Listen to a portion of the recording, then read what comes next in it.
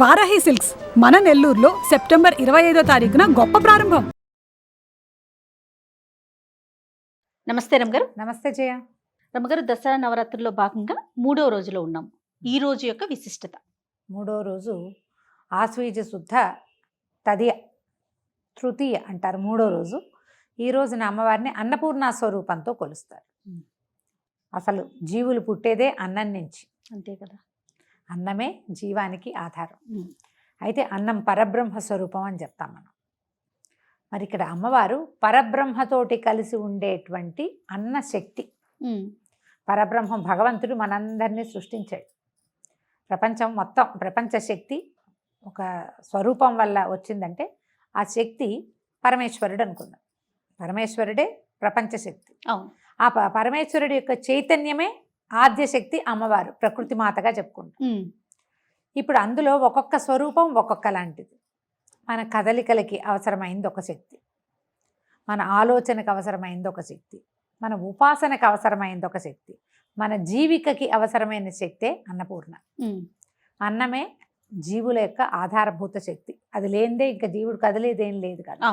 గర్భస్థ శిశువుకైనా ఆహారం అందవలసిందే, వాడంతటి వాడు పెరగడు కదా. తల్లి తిన్న ఆహారం నుంచి శిశువుకి ఆహారం అందుతుంది.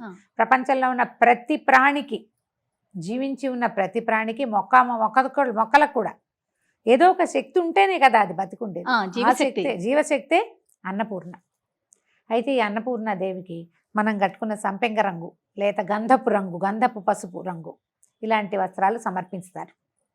ఈ రోజున అమ్మవారిని ఒక గరిట పుచ్చుకుని కూర్చుని ఉన్నటువంటి స్వరూపంలో చూపిస్తారు. పరమేశ్వరుడికి అన్నం వడ్డిస్తున్నట్టుగా పరమేశ్వరుడికి కూడా ఆహారాన్ని అందించే శక్తి అన్నపూర్ణే. కాశీలో విశాలాక్షితో పాటు అన్నపూర్ణాదేవి కూడా మనకి కనపడుతుంది. అయితే ఈ గరిట పుచ్చుకుని ఉన్నటువంటి ప్రతిమా స్వరూపాన్ని మనం అర్చనలో పెట్టుకుంటే చాలా విశేషమైన ఫలితం లభిస్తుంది అంటారు. మామూలుగా అందరిళ్ళలో కాశీ గనక వెళ్తే చిన్న చిన్న అన్నపూర్ణ విగ్రహాలు దొరుకుతాయి. అవునండి. గరిట పుచ్చుకుని, ఒక చేత్తో పుచ్చుకుని ఇట్లా ఉన్నట్టుగా అమ్మవారు. ఈ గరిట ఉన్న ప్రతిమని గనక మనం తెచ్చుకుంటే బియ్య బస్తాలో వేసుకుంటే ఎప్పుడు బియ్యానికి తరుగు ఉండదంటారు. పూజలో మనకు చిన్న చిన్న మండపాలు ఇవి ఉంటాయి కదా, మన సింహాసనాలు. అన్నపూర్ణ తప్పకుండా ఉండాలి. గౌరీ, అన్నపూర్ణ, వినాయకుడు తప్పకుండా ఉండవలసిన వాళ్ళు అన్నమాట. మన ఇంట్లో అన్నానికి లోటు ఉండదు. ఏ వేళకి ఎవరు వచ్చినా మనం ఒక ముద్ద అన్నం పెట్టగలుగుతాం. మనం ఎవరికైనా చేయాలంటే అతిథి అభ్యాగతి సేవ ఏమిటి, వాళ్ళకి డబ్బులు ఇవ్వక్కర్లా, బంగారం ఇవ్వక్కర్లా, భోజనం పెడితే సరిపోతుంది. ఆ పూటకి ఒక ప్రాణికి అవసరమైన ఆహారాన్ని అందించే శక్తి మనకి కలగాలంటే అన్నపూర్ణ ఆరాధన దానికి చాలా ఉపకరిస్తుంది. చాలామంది ఇళ్లలో ఒక ప్రత్యేకమైన విధానాన్ని నేర్పిస్తారు. ఈ కూరలో వాటిలలో ఉప్పు వేసేటప్పుడు ఆ ఉప్పు ఎక్కువ తక్కువ అవ్వకూడదు. ఆ బియ్యం పోసేటప్పుడు పొయ్యి మీద పెడతాం, అన్నం ఏదో వండుతాం, ఇంట్లో వాళ్ళకు ఓ ముద్ద తక్కువ అవ్వకూడదు. ఎప్పుడు ఓ ముద్ద ఎక్కువై మిగలచ్చు. అన్నం పూట అన్నం తక్కువ అయితే ఎట్లా? అందుకని ఏం చెప్తారు, అన్నపూర్ణే సదాపూర్ణే శంకర ప్రాణవల్లభే జ్ఞాన వైరాగ్య సిద్ధ్యర్థం భిక్షాందేహిచ పార్వతి అని ఈ శ్లోకం చెప్పుకుంటూ ఉప్పేస్తే కూర రుచిగా కుదురుతుంది. ఆ అన్నం సరిపోతుంది. చాలామంది ఇళ్లలో వంట పెద్దవాళ్ళు నేర్పించిన వంట విధానం అలవాటు ఉంటే వాళ్ళు నేర్పుతారు ఇది. మనమే వండుకొని యూట్యూబ్ చూసి వండుకున్నాం అనుకోండి, మనలాంటి పెద్దకాయలు ఏం చెప్పరు అలాంటివి. ఇంట్లో మా అమ్మలో, తాతమ్మలో, పెద్దవాళ్ళ దగ్గర కూర్చుని వంట నేర్చుకుంటారు కదా, వాళ్ళకి ఈ ప్రత్యేక శ్లోకం తెలుస్తుంది. మీకు ఇప్పటిదాకా తెలియపోతే ఈ శ్లోకాన్ని అలవాటు చేసుకోండి. మనం వేసే ఉప్పు తినేవాడి రుచికి సరిపడా ఉంటుంది. కూర మిగలదు, వృధా కాదు, అలాగని తక్కువ అవ్వదు. అందుకు దానికి ఆధారభూతమైన శక్తి అన్నపూర్ణాదేవి. ఈమెకి లేత రంగు వస్త్రాలు ధరింపజేస్తారు. తర్వాత కొబ్బరన్నం ఒకచోట, తర్వాత పెరుగన్నం ఒకచోట, అల్లపు గారెలు ఒకచోట ఇట్లా నివేదన చేస్తారు. అమ్మవారు కమ్మని ఆహారాన్ని అందిస్తుంది కాబట్టి ఎక్కువ కారం లేని పదార్థాలని అమ్మవారికి అన్నపూర్ణాదేవికి నైవేద్యం పెడతారు. అన్నపూర్ణ వ్యాసుడికే వరం ఇచ్చిన తల్లిగా చెప్తారు. ఒకసారి వ్యాసుడట చాలామంది శిష్యులతోటి కాశీనగరానికి చేరుకున్నాడు. ఆయనకి భిక్ష లభించలే. ఈయన వ్యాసుడు కానీ అప్పట్లో ఋషులు మునులు వీళ్ళంతా శిష్యులతో వాళ్ళతో వెళ్తే భిక్షాటన చేసేవారు. అదే భిక్ష తీసుకోవటం చాలా సహజమైన విషయంగా ఉండేది. కాశీనగరం అంతా భిక్ష లభించేది. అయితే విఘ్నేశ్వరుడు వ్యాస భగవాను పరీక్షించడం కోసం ఆహారం దొరకనివ్వలేదట. మిట్ట మధ్యాహ్నం దాటిపోయేసరికి అపరాహ్నం దాటితే ఆకలితో భగభగలాడిపోదు మధ్యాహ్నం దాకా అవును, తినకుండా ఉంటే.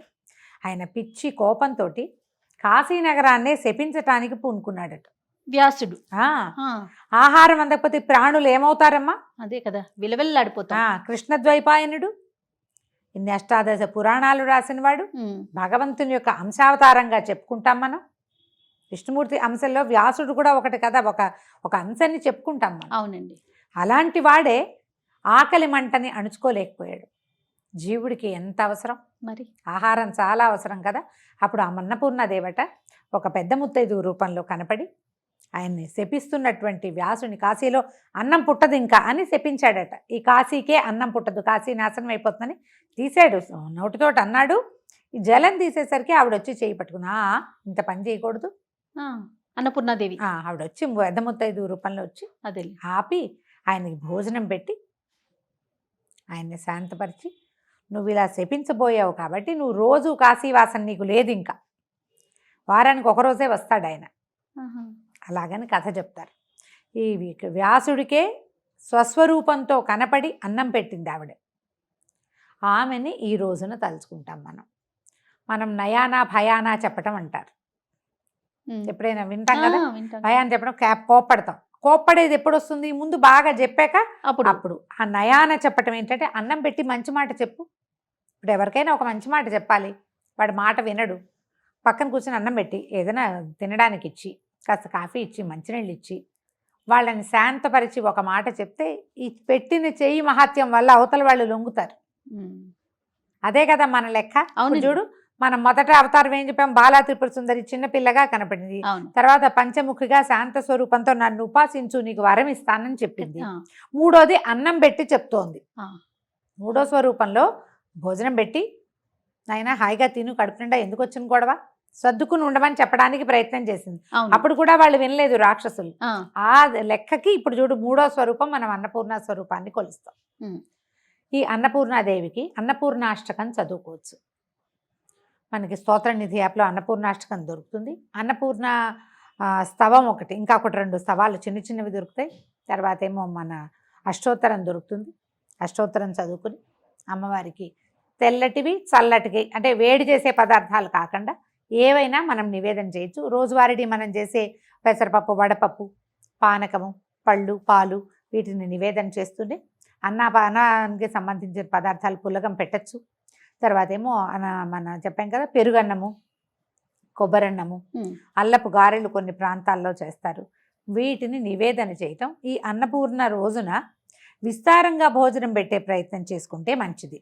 ఎక్కడైనా మనం ఇదంతా చేయలేకపోతాం అనుకోండి, ఇది కుదరదు ఒక్కొక్కసారి. కానీ ఈ అన్నపూర్ణ స్వరూపం ఉన్నటువంటి ఈ తృతీయ నాడు కనుక, తదియ నాడు మనం ఎక్కడైనా అన్నదానానికి ఏర్పాటు చేస్తే చాలా మంచిది. మనకి ఇంట్లో సంతానానికి ఏమైనా సమస్యలున్నా, సంసారంలో ఇబ్బందులున్నా, ఆరోగ్య సమస్యలతో బాధపడే వాళ్ళు అనారోగ్యాలతో బాధపడుతూ ఉంటారు. అవునవును. ఇప్పుడు అనారోగ్యం చాలా సహజమైన విషయంగా ఉంది మనకి కదా. దానికి పరిష్కారాలు కూడా చాలా సులువుగా అయిపోయినాయి కదా రమ్మగారు. అవును, అవునా కదా, ఒకప్పుడుతో మనం చూసుకుంటే ఇది వరకటి కంటే ఇప్పుడు కొంచెం తేలిగ్గా మనకి వైద్యం లభిస్తుంది. ఆ వైద్యాల్లో భాగంగా ఈ రోజున అన్నం పెట్టే వైద్యాన్ని కూడా చేసుకోండి. ఎవరికైనా అన్నార్థులకి అన్నం పెట్టేది, ఏదైనా ఓల్డేజ్ హోమ్స్ కానీ, లేకపోతే ఇవి కానీ అనాథ శరణాలయాలు కానీ ఎక్కడో చోట పెట్టచ్చు కదా. దేవాలయాల్లో డబ్బులు ఇవ్వటం కానీ ఇట్లా ఏదైనా ఏర్పాటు చేయండి. బియ్యం దానం చేస్తే చాలా మంచిది ఈ రోజున. ఎవరికైనా బియ్యం ఇవ్వటం, ఇవన్నీ చాలా మంచివి. ఏదే ఆహార పదార్థాలు ఇచ్చే పద్ధతి ఉంటే మనం ఏదైనా వండి ఇవ్వచ్చు, దినుసులు ఇవ్వచ్చు. ఏది ఇచ్చినా కూడా విశేషమైన ఫలితం లభిస్తుంది. ఈ రోజున అన్నపూర్ణాష్టకం చదువుకోండి. పొద్దున సాయంత్రము కూడా లలితాశాస్త్రం చదువుతున్న ప్రాక్టీస్ ఉండి, రోజు లలిత ఉంటే లలితాశాస్త్రం చదువుకుంటూనే అన్నపూర్ణాష్టకం కూడా చదువుకోవచ్చు. ఈ 9 రోజులు కూడా లలిత చదువుకుంటారా రమ్మగారు? ప్రతిరోజు కుంకుమ పూజ చేసుకునేవారు కుంకుమ పూజ, లలిత చదువుకునేవారు చదువుకోవడం, పారాయణగా చదువుకోవచ్చు. కుంకుమ పూజతో పాటు ఒక చిటికెడు కుంకుమ పెట్టుకుని చేసుకోవచ్చు. మనం ఇంత కుంకుమ వేశాక మళ్ళీ ఆ కుంకాన్ని అందరికీ, ఫ్రెండ్స్కి, అందరికీ, బంధువుల్లో నివేదన చేసిన పూజ చేసిన కుంకం కదా, కొన్నాళ్ళు మనం పెట్టుకుంటాం, అందరికీ పెట్టడానికి కూడా ఉపయోగపడుతుంది. ఈ రోజువారీ దాన్ని సేకరించకుండా మనం ప్రతిమని కొంచెం పకడ్బందీగా ఒక పళ్ళెంలో పెట్టుకున్నామంటే ఆ కుంకుమ అంతా ఇట్లా చక్కగా ఏర్పడుతుంది మొత్తం. చివరి రోజున తీసుకుంటాం, సరిపోతుంది. రమ్మగారు పలానా పువ్వులతోనే పూజించాలి, ఈ 9 రోజులు ఏ రోజుకి ఆ రోజు ఈ పువ్వు అనేది ఏమన్నా ఉందండి ప్రత్యేకించి? అట్లా చెప్పలేం జయ. మనకి దొరకటం కూడా ఒకటి ఉంటుంది ఆ సీజన్లో. తెల్లటి పువ్వులతో అర్చన అన్నపూర్ణకి మంచిది. అన్ని తెల్ల పువ్వులే దొరకవు. ఓ 10 తెల్ల పువ్వులు దొరుకుతాయి అనుకో, 11 పువ్వులు చేయండి వాటిని. 11 పువ్వులు చేసుకుని 11 పువ్వులు ఒక 11 నామాలకి అర్పించడం, నమస్కారం చేసుకోవటం. ఓకే. ఈ పువ్వులు ఏంటంటే మనం ఉదయం పెట్టినవి. చామంతులు, గులాబీలు అవి దొరుకుతాయి. 5-6 రంగుల గులాబీలు దొరుకుతున్నాయి, అవునవును. 4-5 రంగుల చామంతులు దొరుకుతాయి. వాకిళ్లలో మందారాలు అవి ఉంటాయి. తర్వాత ఏమో ఈ నందివర్ధనం, గరుడవర్ధనం ఇలాంటి పువ్వులు ఉంటాయి. ఆ పువ్వుల్ని వాడుకుంటే సరిపోతుంది. ఓకే. ఉదయం పెట్టిన పువ్వులు మళ్ళీ సాయంత్రం తీసేవేయాలంటారు? అంటే ఉదయాన్నివి సాయంత్రం తీయాలన్న నియమం పెద్దగా లేదు. మనం ఇది రాత్రి పూజ పెద్దది కదా, ఉదయం అవునవును. కొంచెం అలంకారం చేస్తాం, సాయంకాలం ఎక్కువ అలంకారం చేస్తాం.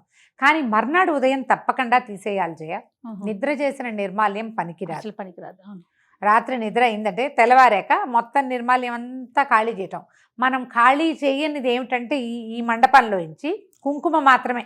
ఈ 10 రోజులు కూడా, నవరాత్రులు అన్ని రోజులు కూడా మనం పేర్చుకుంటూనే వేస్తాం. రోజు వేసింది ఆ ప్రతిమని కదపకుండా మిగిలిన అన్ని అర్చనకి పువ్వులు పెడతాం కదా, పుష్పం సమర్పయామి అంటాం.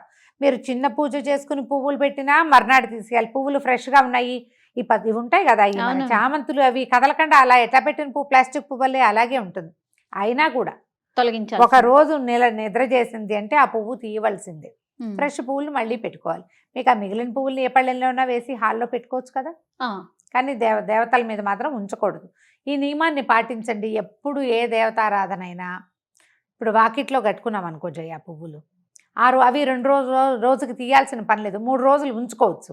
వాడితే తీసేయాలి. అవును. వాడకుండా ఉంటే ఒక రోజు ఉంచినా పర్వాలా, కానీ ఈ దేవతా అర్చనకి మాత్రం అట్లా పనికిరాదు. ఏ రోజుకి ఆ రోజే మనం తీయాలి.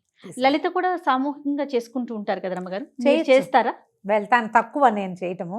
సామూహికంగా చేసుకోవచ్చు. మీరు చుట్టుపక్కల ఒక 10-12 మంది, 11 మంది, 9 మంది కుదిరేమనుకోండి, వాళ్ళ ఇంట్లో ఒకరోజు, మన ఇంట్లో ఒకరోజు చొప్పున చేసుకోవచ్చు. ఎందుకంటే అమ్మవారికి సామూహికంగా చేసే అర్చన చాలా ఇష్టం అమ్మ. లలిత పారాయణ చేయటం, ఎక్కువ మంది సువాసినులు అందరూ కూర్చుని చదవటము, అవన్నీ ఆవిడకి చాలా ప్రీతిదాయకం అని చెప్తారు. ఆమెను సంతోషపెట్టడమే కదా ఇప్పుడు మనం చేయవలసింది.